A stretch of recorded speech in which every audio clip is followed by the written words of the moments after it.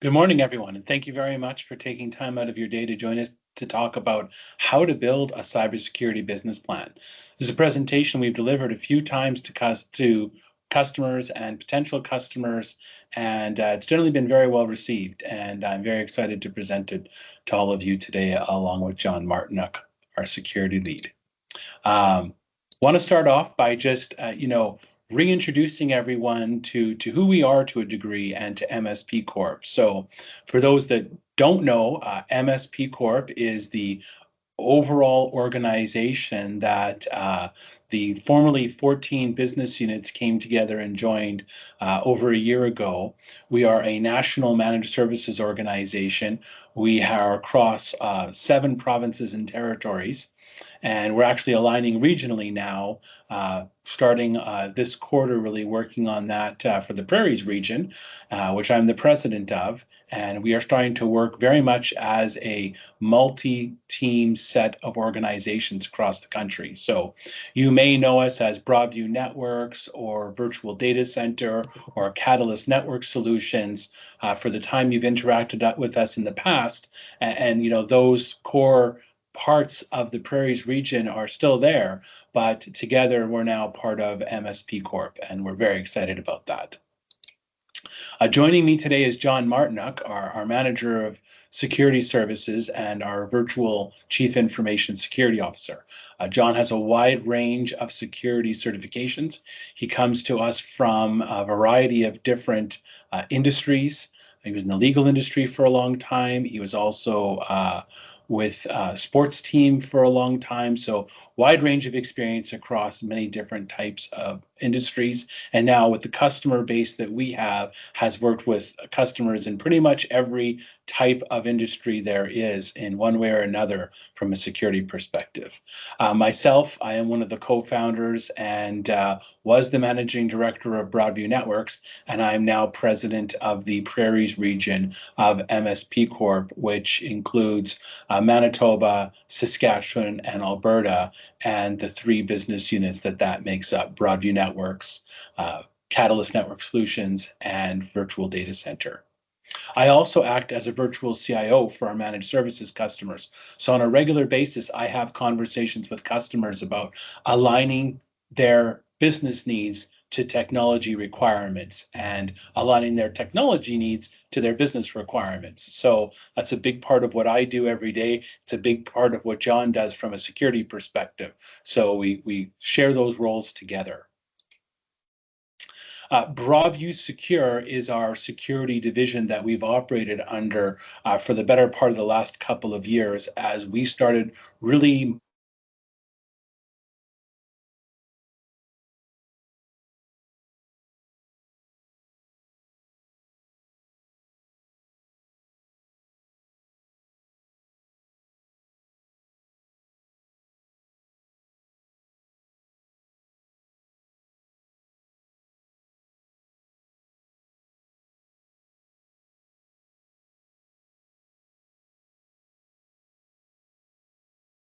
Sorry about that. It looked like Teams gave me the boot for a second there.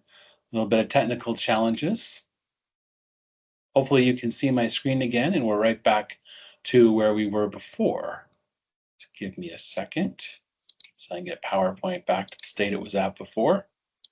Okay, so as I was saying, Broadview Secure is the branding we've been doing security under for the better part of the last few years. When John came on board, originally with a CISSP certification, we really began to grow our security division.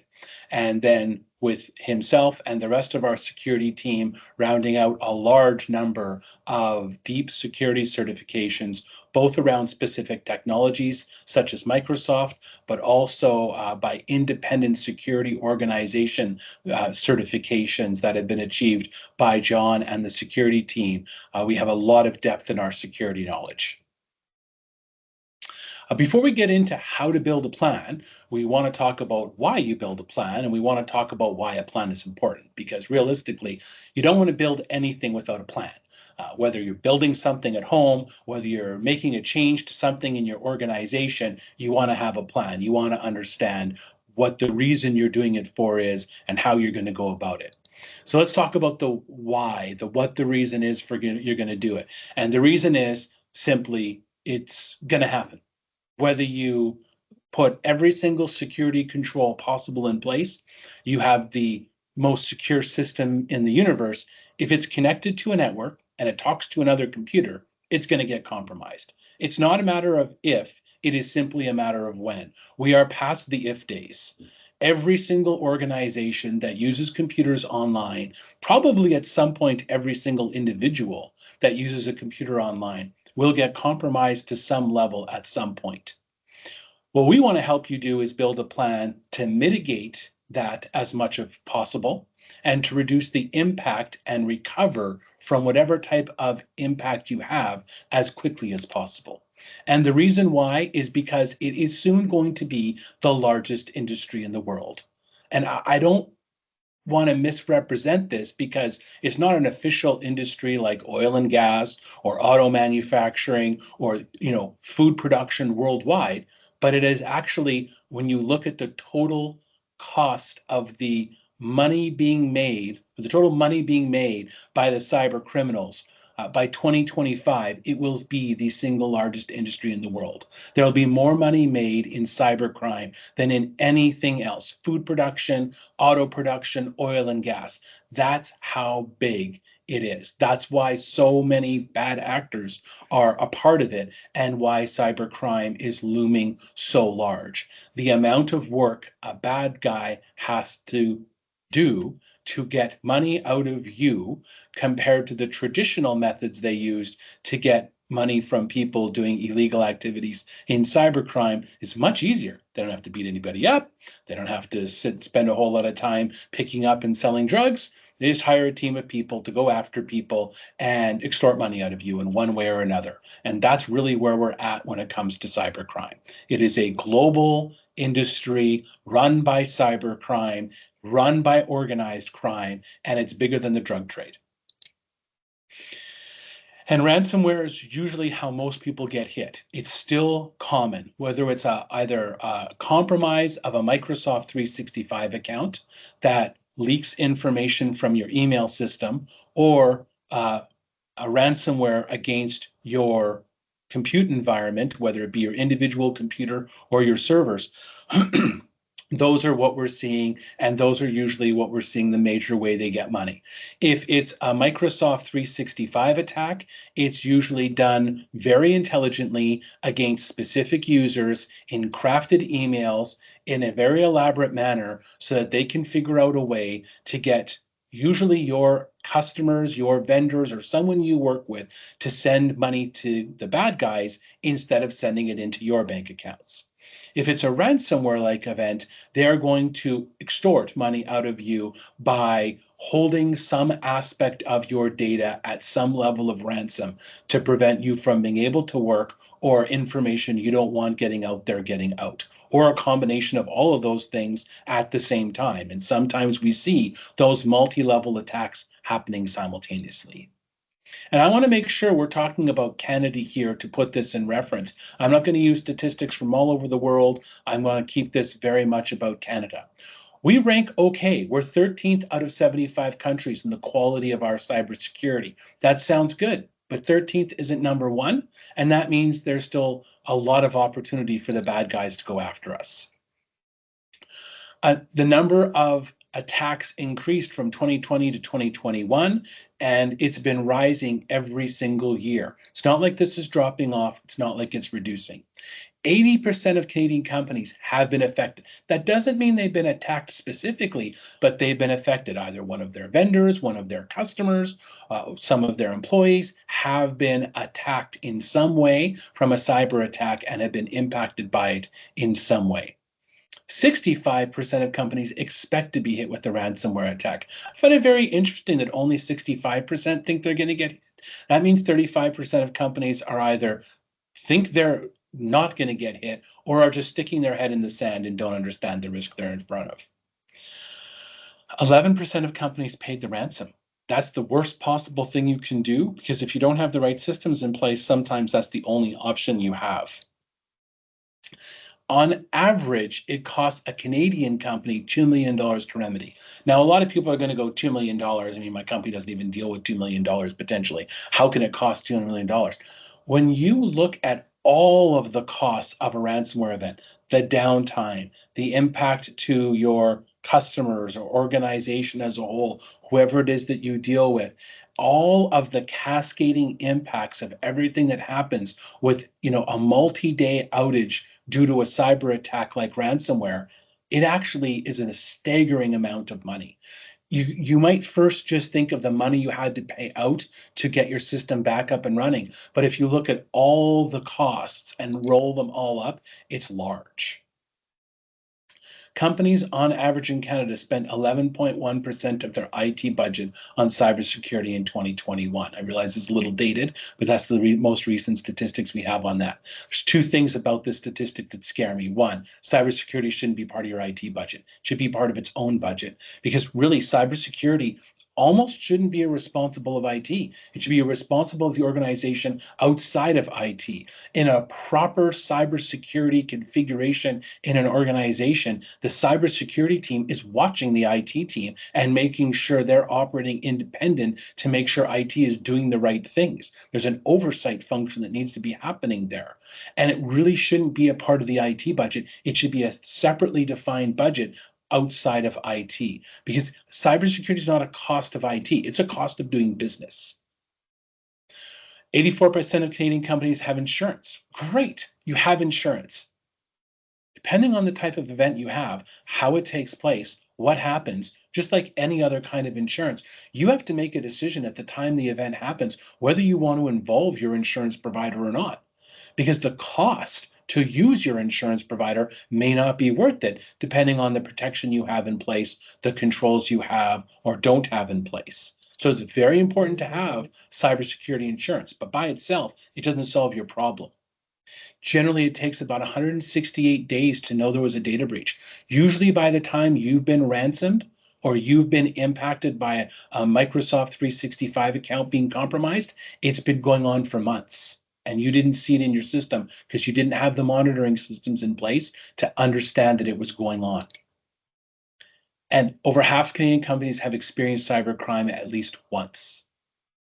So that's the landscape of the risk. That's where we're at today. I'm not here to fear monger. I'm telling you reality. This is a simple fact. This would be just like statistics of car accidents or statistics of, any other kind of event going on in our country on a regular basis. These are just the stats that go with cybercrime, one of the things we have to deal with today. What you need is a plan.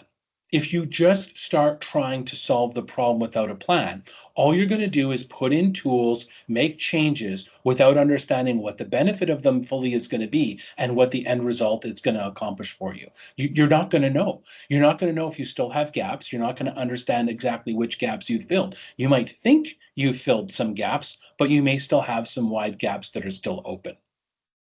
So how we help a customer do that is we help them build a blueprint. We help organizations understand what the sustainability of an organization is from a cybersecurity perspective. Help you understand the business policies and safeguards you need to understand. And in this, we need to help you help your C-levels and executives understand that security posture is critical to the organization. You need to know what your security looks like to the external people you interact with.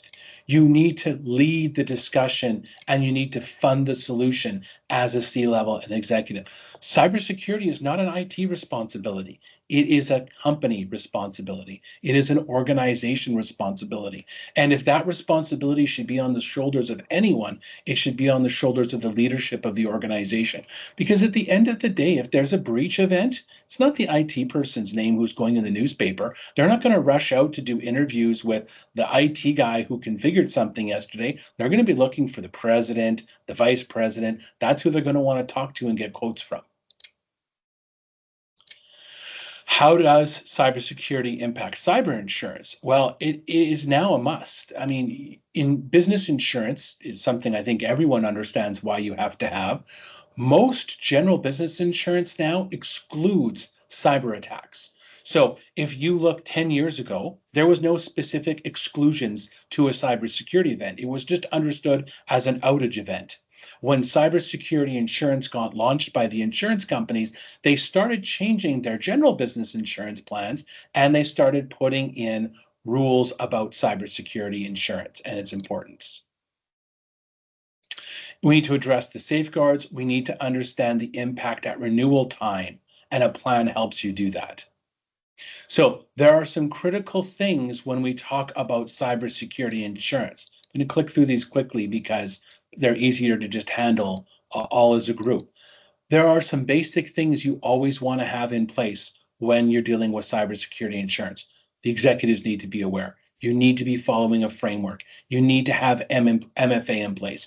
You need to have modern day antivirus, anti-malware, anomaly-based protection that deals with zero-day threats, preferably that's monitored outside of your organization. You need to have alerts being reviewed by your organization or by an external to know if there's risks. You need to be backing up your data. You need to be patching your systems. These are all of the general things we're looking at cybersecurity insurance providers requesting on a regular basis. One that's come up more recently is, how much did you spend on cybersecurity last year? Some actions to take before you apply for cybersecurity insurance. Have a security program, have an understanding of your policies and the risk, get oversight, understand your gaps, do an external vulnerability scan before you apply. You might get outright rejected just because you have one thing showing up on the internet that's very low risk, but because it shows up, the cybersecurity insurance providers may choose to deny your insurance request right away. Admin privileges, multi-factor authentication, training your users, making sure they understand what is spam, where are the security risks in your organization, and having proper endpoint protection. There's also legislation coming in. Already in Quebec, there's Law 25 that ties into cybersecurity requirements and needs, and Bill C-27 in Canada, which we've been waiting for a long time to get passed, or some variant of it, is going to have cybersecurity impact as well. And then the next thing that we have is AI. AI is both a positive and a negative for cybersecurity. We see cybersecurity benefits of AI, but we also see risks because the bad guys are starting to use AI as a way to go after people. And privacy assessments will help you understand the data you have and the risk of your data. So cybersecurity isn't just about what do we do to prevent an event. Also, you need to start understanding your data and what the risk within your data is. But we also see AI from a positive perspective, where we see tools like Microsoft Security Copilot using AI to help protect your organization dynamically. And then, as I mentioned, there are a variety of cybersecurity threats from AI where the bad actors are using AI to do phishing attacks, to do deep fakes, all types of different things that are AI driven or data that's been extracted from someone from a cybersecurity event they've had, and then AI is used to mine that data. And I've been talking too long, so I haven't left John very much time. I apologize, John, but I'm going to hand it over to John now to talk about how to build a cybersecurity plan. No problem. Thank you, Tyson. Good morning, everybody. The first question and most popular question we get asked is how to start, right? How do you get started? Overall, there's really three major steps. So you want to perform that initial assessment. Long term, you want to be assessing regularly on an ongoing basis, but you start with that assessment. You determine the gaps and weaknesses in your environment, right? Think of that as a gap analysis in other terms. You remediate those issues, and then you have that oversight, right? Did our remediation, was it complete? Was it effective? Are the controls we're implementing, are they doing their job? Really, that's oversight and the governance, risk, and compliance. If I were to change this image, I would have it in a loop, a circle, right? It should be a continuous cycle.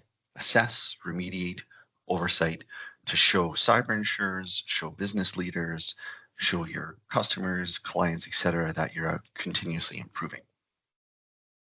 To get started, that assessment really should be framework based, right? This is not a Google search. It's not a Google checklist. It's not John said, Tyson said. It's selecting a security framework that makes the most sense for you. ISO is typically for manufacturing, is quite expensive. NIST generally is for government organizations, contractors with the US Department of Defense. PCI may not be applicable to you unless you're storing or processing credit cards.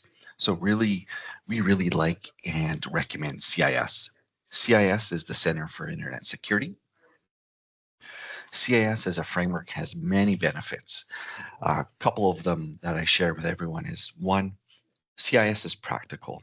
It's meant to be readily accessible, easy to implement. You can implement the first level with generally low to no impact. CIS is user-friendly, executive-friendly.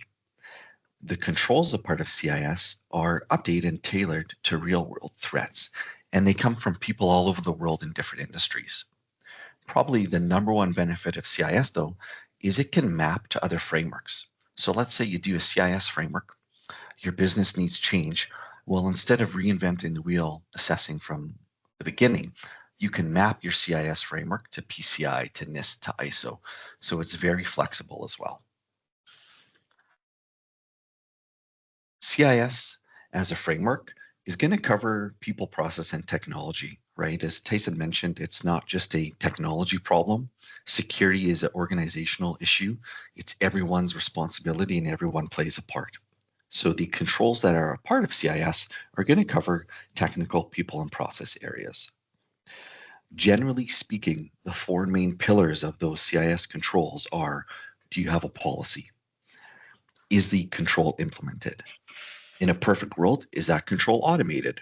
And then can you actually report on and prove that that control is effective? CIS itself is built into 3 implementation groups. Another word for it is IG1, IG2, and 3. The implementation group you select is based on your security profile, risk appetite, available budget, available resources, number of locations, the data you hold. If you've never done an assessment, or if it's been many years, you likely at a minimum want to start with IG1 and a basic hygiene assessment. But generally speaking, if you're handling sensitive data, personal information, have more than one location, work outside of Canada, you're looking at a group 2 or higher assessment. Implementation group 1 has 50 plus controls, and there's over 130 in group 2 with over 150 in group 3.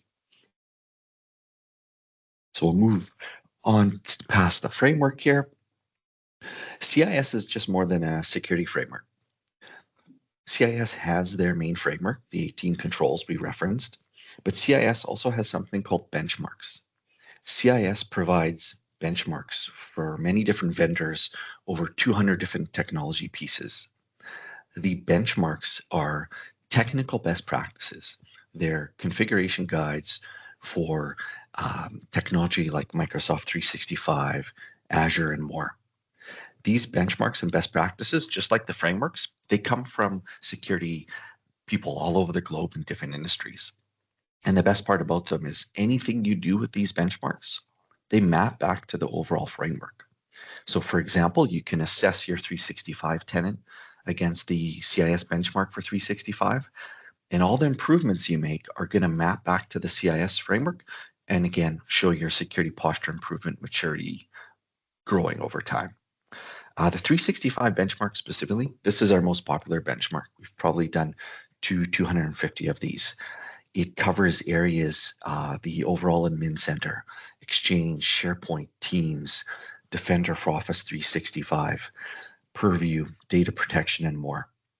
While the benchmarks are very technical in nature, our custom reports help summarize those for you. So we're going to provide a summary. We're going to provide a list of remediation priorities.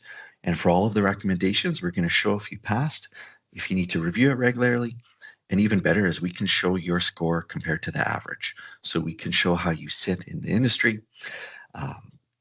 There's really 2 other benefits to this benchmark. One, of course, show where you are today. But the benchmark is also popular because it helps people sell potential feature or license upgrades. You know, for example, many businesses are looking at the business premium. Business Premium includes Intune, Defender for Business, and more, right? So doing a benchmark, showing your gaps will also help you understand, well, what benefits am I going to get from a different plan? The other benchmark that's quite popular is the Azure benchmark. So as customers move workloads to the cloud, as customers, reduce their on-premise server or get rid of their server room entirely, right? The benchmark for Azure is going to assess many resources in the cloud. And in a perfect world, you would do this assessment and get your Azure in a secure posture before you start migrating things to it. And this is going to cover virtual machines and more. As Tyson mentioned, privacy is a big concern, right? So there's laws coming. Yes, technology controls like endpoint protection, vulnerability scanning, they're important. But what about the data? So the CIS framework as a whole has data protection controls, but it's also important to understand your data, right? If you're handling personal information, if you're storing sensitive information, right? Who can handle it? Who could see it? Why? What are you doing with that data? Do you really need to store that data? From a cyber insurance privacy perspective, right? If you have a data breach and any of the data you hold could cause potential harm to someone, well, now you got to report that to the privacy commissioner. The Canadian privacy commissioner is going to ask you all these questions. What data are you keeping? Where is it? What do you do with it? What was breached? So privacy impact assessments have been growing in popularity as well. Up to this point, we've talked a lot about assessments, right? So there's one-time assessments, there's ongoing assessments. Our goal is to really help clients improve their security over time, right? Not just set and forget. We want to show you continuous improvement. A way to do that is oversight. The governance, risk, and compliance piece of this is very important. So as you shift from one-time assessments to continuous assessments, we provide what's called a virtual chief information security officer. If you have an internal IT team, we're a security extension of your team. If you do not have internal IT resources or security resources, we can be that security officer totally for you. Our virtual information security officer, all the tasks we do that you see on the screen here, they're based on CIS, they're based on Microsoft, they're based on vendor best practices. So this really shifts to continually looking at security, continually assessing your posture and showing improvement over time versus an assessment once every couple of years. I'm just gonna cover on a few of these, right? The theme, as we mentioned earlier, is not just technology. So we're gonna look at people, process, and technology. We're gonna review your 365 tenant for weaknesses, suspicious activity, right? We're gonna look at your endpoints. We're gonna look at vulnerability scan results. But more than that, and particularly with our plan for medium to large organizations, right, we're going to get into security policies. We're going to help you budget and plan for security, as we talked about at the start of this. We even do incident response planning and tabletops. So there's assessments, right? There's ongoing security, posture improvement. There's a lot more to security, as everybody knows. This slide here is really all of our different security offerings that are here to help you, have a comprehensive security program. It's walk before you run. You're not going to turn all these on in, one day. So we have a stack here to help you improve security over time and have a well-defined plan. So really, thank you all very much again for attending. We do appreciate it. The real takeaway is here, leverage a framework, do an assessment, understand the benchmarks that need to be completed, then start remediating the items that need to be remediated in some form of a priority based on some kind of a plan, based on some kind of a framework and an assessment done against that framework. Build that plan. Once you have that plan built, then you understand what you need to implement, what speed you need to implement it at, and you can understand the budgets of the cost of implementing the solutions that help you build out that cybersecurity protection that all of us so badly need.